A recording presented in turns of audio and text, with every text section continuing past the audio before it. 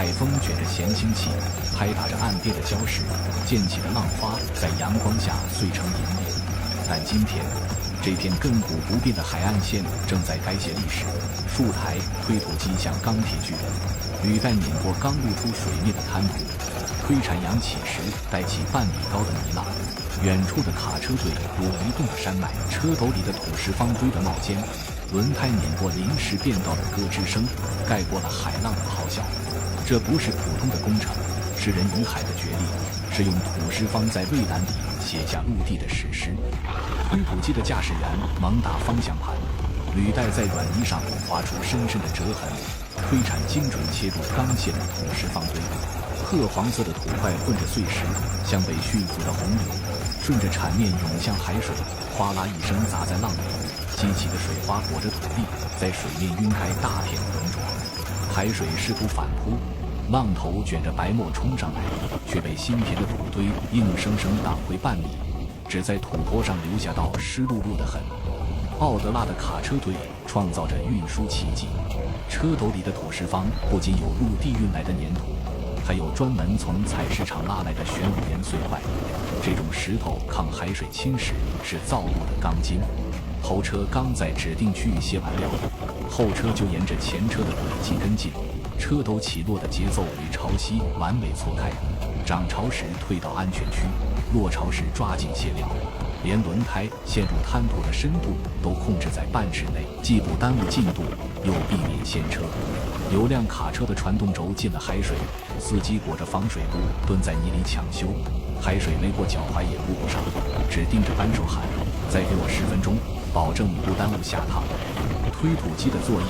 藏着大学问。靠近海水的前沿，推铲要呈45度角斜切，把土石方推成向外倾斜的坡，让浪头撞上来时能顺着坡度滑走，减少对新陆地的冲击。往里半米，则要把土铺得平平整整，用履带反复碾压，像给土地打地基。有台推土机的推铲被海浪卷来的礁石撞出个豁口，驾驶员没停工，反而借着豁口的弧度，把碎石更均匀地嵌进土堆，笑着说：“这是老天爷给咱的特殊产刃。”涨潮时分最是惊险，海水像突然长起来的墙，朝着新填的陆地扑来。刚铺好的土坡被啃出一道道沟壑，推土机立刻结成防线，并排停在前沿，推铲齐齐落下，像道钢铁堤坝，迎着浪头往回推土。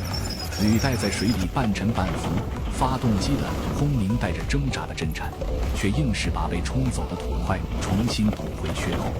等潮水退去，驾驶员们才发现，推土机的底盘上已结了层白花花的盐霜，像披了件水晶铠甲。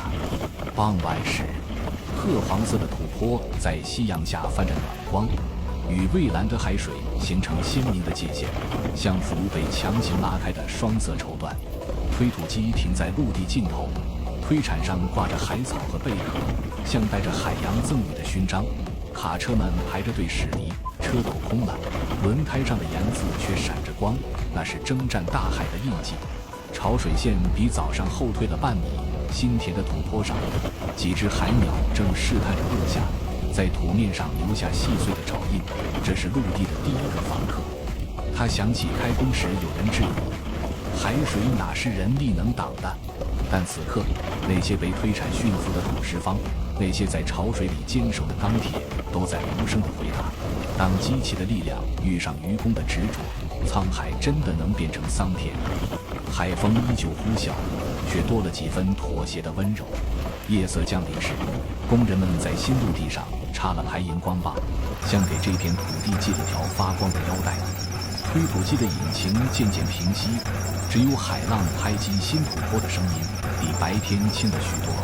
明天，当朝阳再次升起，卡车会运来更多土石方，推土机的履带会拧过更深的海域，